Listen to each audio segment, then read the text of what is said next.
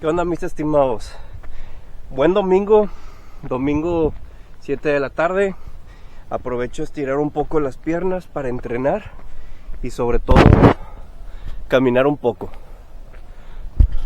Oigan, pues este especial lo quiero platicar acerca de lo que viene siendo el PSG y más que nada Luis Enrique, entre algunas otras cosas que voy a platicar de que ocurrieron en esta Champions. Antes de cualquier cosa, vamos con el clásico intro.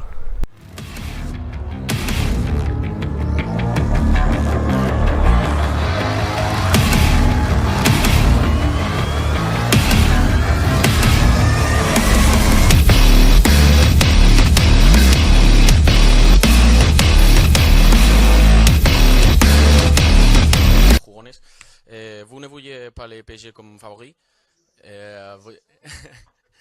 Voyez-vous cela como un échec si vous ne Nosotros qualifiez? como deportistas y como en la vida, si no pasamos a la final, aplaudiremos al rival, aunque no lo merezca, le felicitaremos, nos levantaremos al otro día jodidos, pero con orgullo, pensando en que me levanto otra vez y lo vuelvo a intentar, y el año que viene volveré a intentar estar en la final.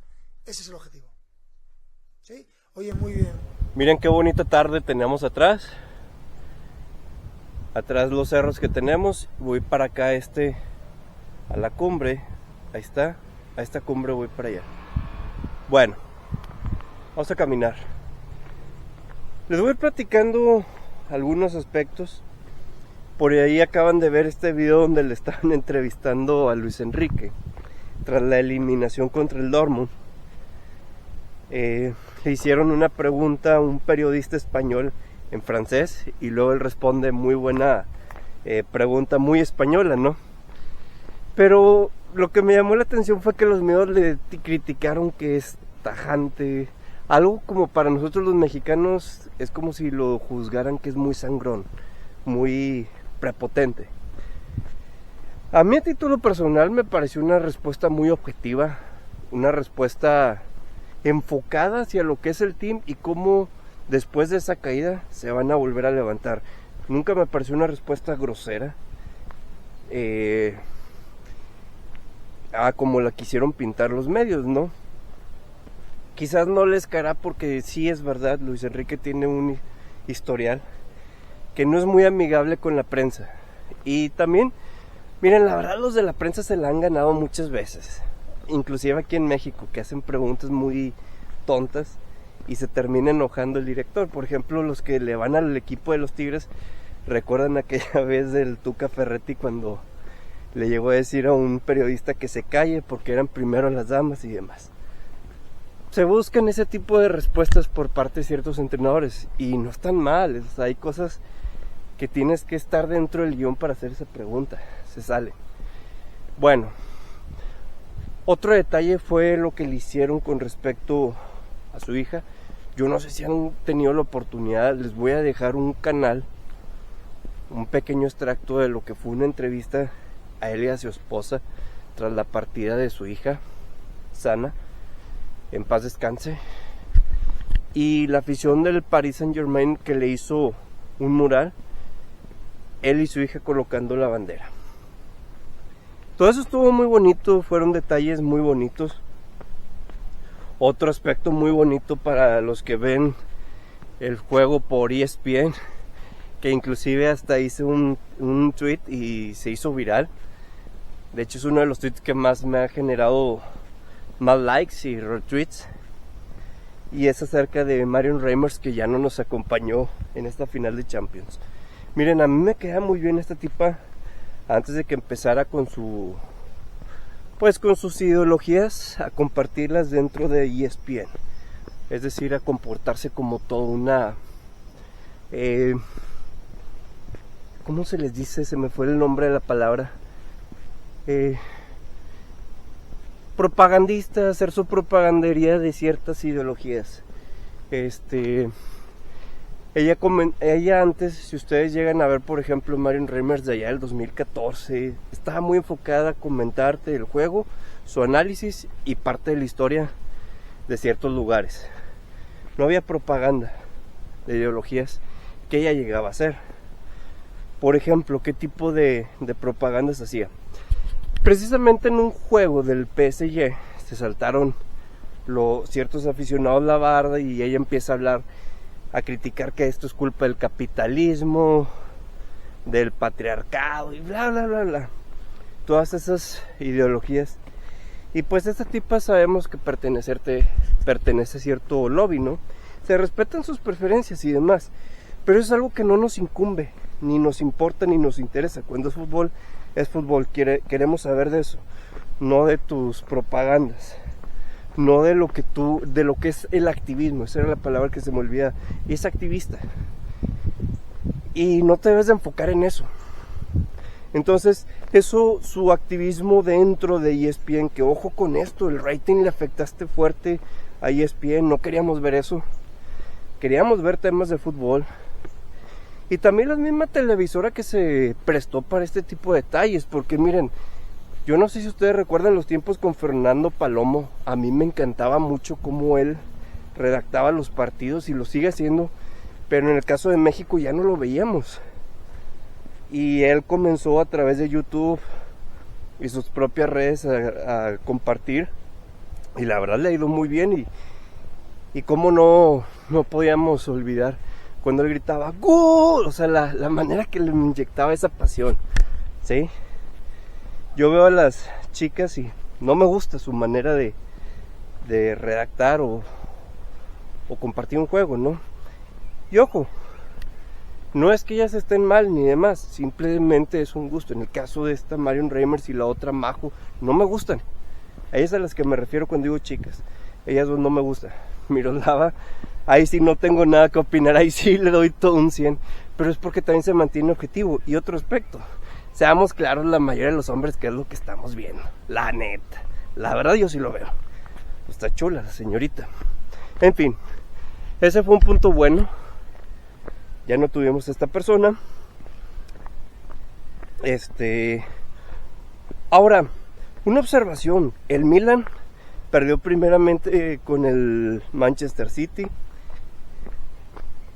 con un equipo que le pertenece a dueños de allá de Medio Oriente, o sea, con dueños que tienen petrodólares, y ahora acaba de perder nuevamente con otro equipo con dueños de petrodólares. Lo interesante es que el Manchester City tiene su primer campeonato gracias al Inter, y el Inter otra vez le acaba de conceder el título a otro equipo con las mismas situaciones económicas, ¿no? Ahora, eso fue lo que me hace ruido, ¿no? Lo que me genera curiosidad. En el caso del PSG, a mí me quedó muy gordo siempre, porque ha sido un equipo de mucho marketing, que le han metido dinero, pero realmente no tenía una cultura histórica. Era un equipo que en los 90 pues más o menos comenzó, y después trajo sus entrenadores. Saben que Ancelotti, por cierto, fue entrenador de ellos, y luego llegaron a tener otros entrenadores, inclusive este entrenador español del Aston Villa, que habla muy bien francés, fue entrenador de ellos. Thomas Tuchel también fue entrenador. Recuérdenme o escríbanme cómo le dicen ustedes en su país. Yo he escuchado, por ejemplo, algunos que le dicen Tuchel. Yo le digo Tuchel. Fue entrenador, lo despidieron, pero casualmente después terminó siendo ¿cómo se llama? Entrenador del Chelsea, y lo hizo campeón. Interesante, ¿no? Turn down for what? Ese mismo Tuchel que llegó al PSG a la final, que se enfrentó contra el Bayern, Mía San Mía. Sí, yo sí soy fanático del Bayern. Últimamente no, estoy molesto, pero ya eso es otro tema, el por qué estoy molesto. En otro especial lo platico. Y llega Luis Enrique. Luis Enrique, desde que lo vi en esa entrevista que mostré al principio, mostró algo muy diferente. Desde aquella plática donde le estaba diciendo a Mbappé cómo quería que fuera su esfuerzo, ¿sí? Que quería que se dedicara también a bajar. Recuerden que el PSG siempre ha jugado con un 4-3-3, siempre ha sido su estilo de juego, o al menos desde los tiempos después de Ancelotti comenzó a jugar casi siempre puro 4-3-3. Por cierto, me faltó mencionar un entrenador argentino que fue jugador de ellos. Entonces ellos se mantienen en el 4-3-3. Mbappé jugaba en diferentes posiciones, inclusive hasta como un falso 9, en ese lineal tridente, siendo pues obviamente la figura principal, o el falso 9, ¿no? Que por cierto, ahora el Mosquito fue el que ocupó el puesto como falso 9 y lo ha hecho muy bien. Me refiero a esto Ousmane Dembélé, ¿sí? Kvaratskhelia, que también por cierto fue una muy buena adquisición en el mercado invernal, y que por cierto fue uno de los que metió gol. ¿Qué les puedo decir de este jugador que es el lateral derecho, que estuvo en el Real Madrid, en el Dortmund, en el Inter, que fue el primero que metió el gol, o hizo el gol en la final? El marroquí, se me olvidó el nombre del marroquí. Bueno, como voy caminando y aquí en el cerro, por eso sí se los asocio bien los nombres, pero a la larga se me olvida porque voy también haciendo dos cosas. Bueno, el marroquí fue el que metió el primer gol, y así sucesivamente, 5 goles. Dentro del análisis, si ustedes lo llegan a ver, ¿por qué perdió el Inter? Fíjense, hubo un final que tuvo en la Copa Italia y la perdió. Decían los comentaristas que eso no le debería de afectar en la final al Inter, pero ojo con esto, ahí te está diciendo que no está sabiendo manejar ciertos juegos, cierta tensión.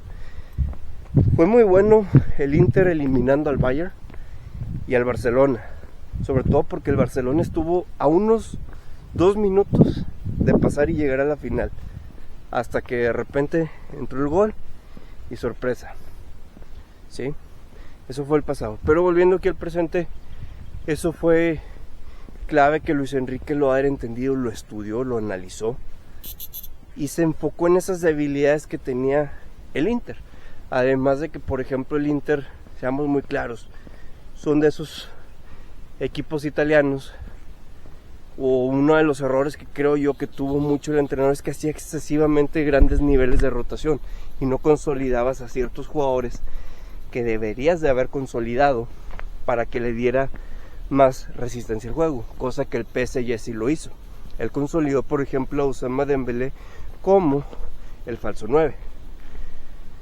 Quizás no era un gran cabeceador, pero vaya que sí ocasionaba mucho descontrol a las defensas de los equipos contrarios. Y eso ahí es donde la pagó muy fuerte el Inter de Milán. Creo que también otro grave error fue haber jugado con una alineación de 3-5-2, muy defensivo. A veces levantabas un bloque, pero a la larga yo creo que debieron haberse atrevido a jugar a un 4-3-3 o haber estudiado una alineación que le hubiera llevado a tener un estilo de juego. Por ejemplo, de un 3-5-2 hubieras pasado a un 3-4-2-1, es decir, con dos medios de recuperación, es decir, adelante de los centrocampistas o mediapuntas, como si les dicen, y te hubiera ayudado un poquito más, y con un solo punta. Lautaro se vio desaparecido en todo el juego. La verdad, Lautaro Martínez se desapareció completamente, no había juego. Me recuerda mucho este juego al meme de Manuel Neuer contra Brasil, ese que les estoy mostrando. Miren lo bonito que se puso aquí. Yo no sé si los que ven mi canal, algunos de los que practican el senderismo, les gusta esto. A mí me encanta esto. Pero bueno, volviendo al tema, así fue el juego. A partir del tercer gol, el Inter ya se vio perdido. Inclusive hasta el portero me decepcionó bastante. Fue parte del portero estuvo en el Bayern y la verdad me decepcionó. Estuvo inclusive en el Borussia Mönchengladbach, como que en Gladbach, y la verdad el vato era muy buen portero, pero ahora se había desaparecido con el Inter. Qué triste la verdad por el Inter, por la historia que representa, pero a la larga el PSG hizo mucho. Se enfocó con una plantilla más austera, no una plantilla costosísima con jugadores de mucho renombre. Luis Enrique se enfocó mucho en construir una cultura interna dentro del mismo equipo, un juego muy colaborativo, un juego donde las individuales, cada quien tenía su individualidad, pero también al mismo tiempo supo gestionar esos egos y que sepan compartir. Las llegadas que fueron de contragolpe del PSG versus el Inter, la verdad fueron criminales y ahí es donde pagaron consecuencia. Entonces, pues esto en particular fue lo que provocó que el PSG se coronase campeón. Me hubiera gustado por un lado el Inter por la historia que representa. Sin embargo, no puedo en absoluto hablar mal del PSG porque lo hicieron todo bien, jugaron bien. Que sí existen teorías conspirativas como lo que les mencionaba, que qué curioso que con el Inter han perdido tales equipos.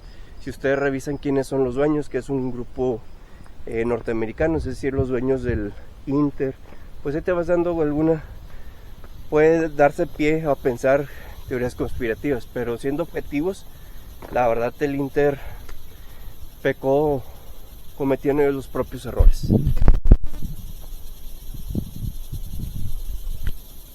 Y bueno, amigos, este especial que quería preparar el día de hoy, la verdad, ya para irnos directamente al cierre, me dejó muy buen sabor de boca por parte de Luis Enrique. A mí Luis Enrique me cayó muy gordo cuando eliminó al Bayern y ellos se coronaron campeón allá en Berlín, ¿sí? Cuando tenía el tridente de Neymar, Messi y este uruguayo, el dientón. Y pues qué les digo, o sea, la verdad se ha ganado Luis Enrique un respeto.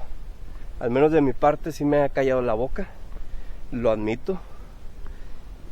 Y también un pequeño de admiración porque no hablará francés. Y la verdad que flojera aprender francés. Yo estudié 3 años francés y la verdad me da flojera. Pero creo yo que el vato gestionó muy bien el banquillo. Lo hizo súper bien. Demuestra que tiene carácter, actitud. Es muy táctico. Ya lo había hecho con el Barcelona. El Barcelona de Guardiola y de Tito Vilanova anteriormente era un Barcelona frágil en defensa. Él le dio mucha corrección. Por eso en aquel 2015 pudieron eliminar al Bayern con una buena defensa. Un Barcelona que, por cierto, eliminó a la Juventus, otro italiano, ¿no? En fin, por cierto, no sé qué piensan ustedes al respecto, pero nótese que últimamente los entrenadores españoles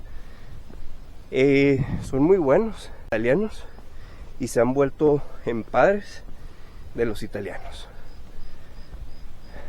Los tiempos cambian, los tiempos evolucionan, pero los italianos últimamente, creo yo, considero que a veces su estilo conservador se ha vuelto su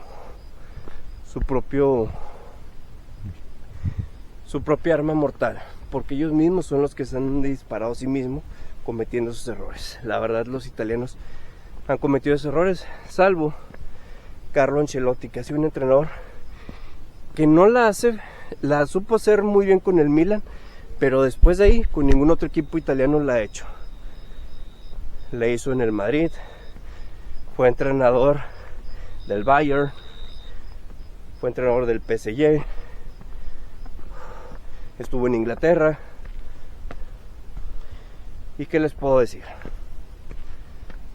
Volviendo al tema de Luis Enrique, mi respeto, Luis Enrique, muchísimas felicidades. No me cae bien el PSG, pero debe reconocerlo, lo hizo bien. Amigos, soy Adrián Rodríguez. Este fue mi tema el día de hoy. Buenas tardes.